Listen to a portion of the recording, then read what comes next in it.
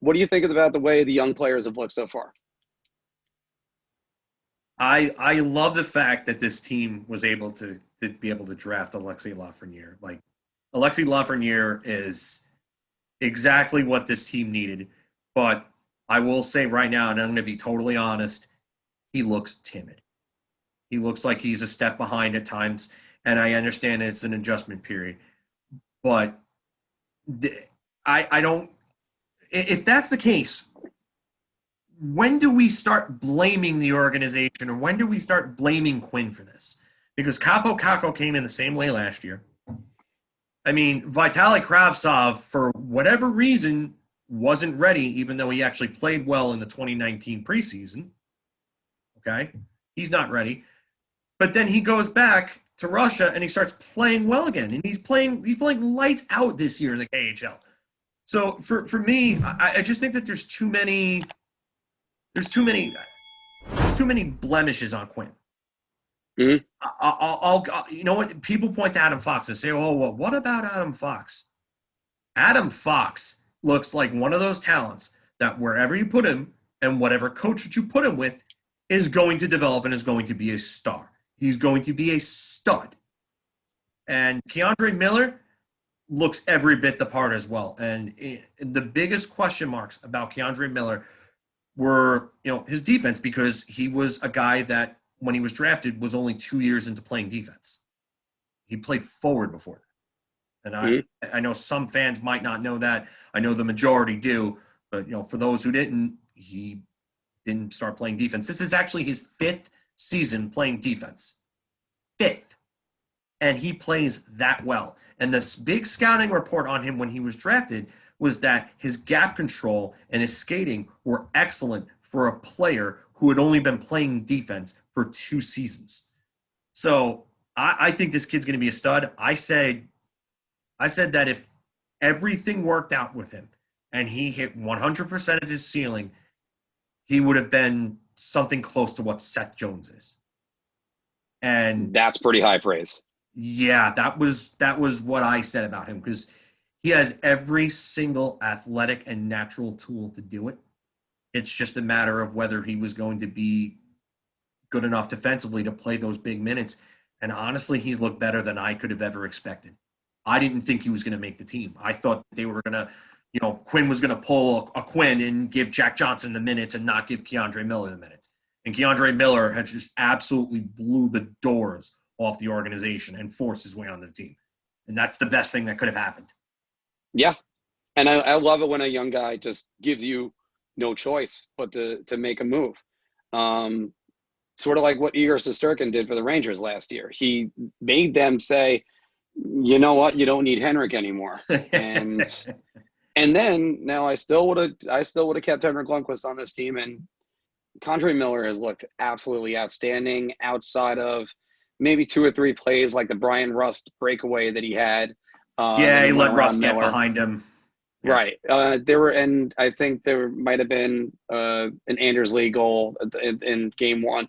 But other than that, this kid is everything that's advertised so far, and he's only been in the league for 6 games. So I can't wait to see a full season with him. Adam Fox, people want to – and by the way, Adam Fox and Keandre Miller have something in common. They were developing. They were playing hockey over with the NCAA. Fox was in Harvard. I was just going to say, I don't mean to cut you off, but here's one little tidbit that the two of them have in common. Oh, okay, even better. They both blew past the AHL. They went directly from the NCAA to the NHL. Which is not an easy thing. Yeah. I mean, we've had guys do that like Mike Motto and Matt Gilroy, and they didn't pan out. Mike Motto. Oh, my God. A lot of people won't remember the fact that he was drafted by the Rangers. He was a very, very highly touted NCAA defenseman. Boston. Yeah. Wait, he was Boston College, right? Yeah, Boston College, and Gilroy was BU. Yeah, BU. But so those two guys, they look outstanding. Kakko looks okay. I mean, the 2 goals say that. When he was playing with Heedle, they were doing pretty good. But Um, I still don't see that playmaking that was in a lot of his like scouting videos that you watched when if you watched them Yeah. before they drafted him. Um, and I think he just needs to be on a line where somebody's setting him up instead of him having to do all the heavy lifting. Yeah. Um, and Lafreniere, there are times where I'm looking at him going, okay, we got it with this kid, and then it's too early to judge him. He's looked fine, but he'll he'll probably start rolling as soon as he gets his first NHL point. This kid's every scout cannot be wrong. Just ever come on and look at Jack Hughes. Look at what Jack Hughes is doing this season so far. Oh yeah, Jack. I that was something that I actually said, and I know I've said it on Twitter, and I've said it to people who follow the Devils, friends of mine who are Devils fans, and even Ranger fans. Jack Hughes is going to break out this season. The kid added on the muscle necessary. He was getting muscled off of pucks easily last year, and he's just too good of a skater and too skilled of a player to not break out. And I thought the same thing about Capo Caco. I thought Capo Caco was going to break out. Capo Caco has actually played well. He has. The last couple of games weren't his best games, but he wasn't even bad in those games. He was all right. Not like last season where it's like, well, if he wasn't scoring, he didn't look good at all. The momentum is carried over. It hasn't resulted in much because, I mean, I like the line of him, Hedel, and DiGiuseppe together, but again, like you said, you need higher talent that can help him make plays and score goals with him. And you're not going to do that if you're a coach and you're not going to put your players in the best position to win. Then what are you doing as a coach? And it also kind of gets into the makeup of what the team is because Hedel probably looks like the best youngster right now. Well, let's go forward. The two defensemen better than him, and sometimes with Hedel, I got caught going. Is he really our future or not?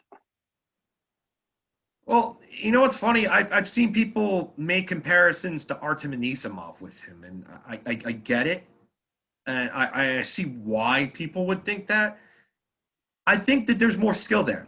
I really do. I think that there's a higher level of skill, maybe not the hockey IQ, but I will tell you that stint to Hartford and whatever he did with his watching videotapes of Sidney Crosby, like he said, it's worked for him. So, I mean, once he comes back, I hope he still carries that same momentum, that same drive. And I want to know what this upper body injury is, too. Like, they're so vague with the terminology, and I get why in a way, but give us something to work with here. And if he can carry up that momentum when he gets back and get right back to where he left off, that's a good sign for things to come because, like you said, Ryan Strome doesn't have a future with this team. Not at all. Yeah. And I almost want to I want to make sure this analogy works or metaphor, but I would almost call the Rangers a donut because it starts good and then branches out and it goes around and it just got this huge hole in the middle where I put the second line center and just go. Ryan Strome is not a second line center. Like he's just not. I mean, like a cream-filled donut. Like a cream-filled donut. It's just, come on. It's and again, I'm not in the NHL, so whatever. We could always go with that. But it's Ryan Strome isn't the future of this team. They need to lock up a center, and I mean, we could scour the ranks of everything, see what you could find like the next Nazem Kadri, like somebody that's not performing well on one team, bring him into yours. But you're in the same position at that point if you do that. Yes, but because nobody's going to give up on a player that's working. Exactly. That's why you have to start looking at. Like I would have loved it if the Rangers could have found a way to get Jack Roslovic. I mean, that would have been huge. But yeah, but here's the thing. That's why the Braden Schneider pick pissed off so many Ranger fans. And it baffled myself I couldn't even believe that they did that. When they traded up from 22 to 19, I was like, wow. I was like, okay, maybe they're going to go get LaPierre. LaPierre, Mhm. it's exactly what they needed. Kid's super talented, plays a good two-way game, playmaker, everything they were looking for in a number 2 center. And what did they do? They went out and drafted another player in a position that they already had an excess in. And I Yeah. get best player available, but you don't come across the chance to draft a legitimate top 6 center or a potential legitimate top 6 center at number 20 or 19 or whatever the case may be often. And the fact that they passed it up when they had the chance was just, it's mind boggling. So I don't want to go off too much of a tangent on the future, but Mhm. you need to be able to get these players and identify them when you have the chance. And it's almost why I sort of have a slight case of FOMO about Dubois.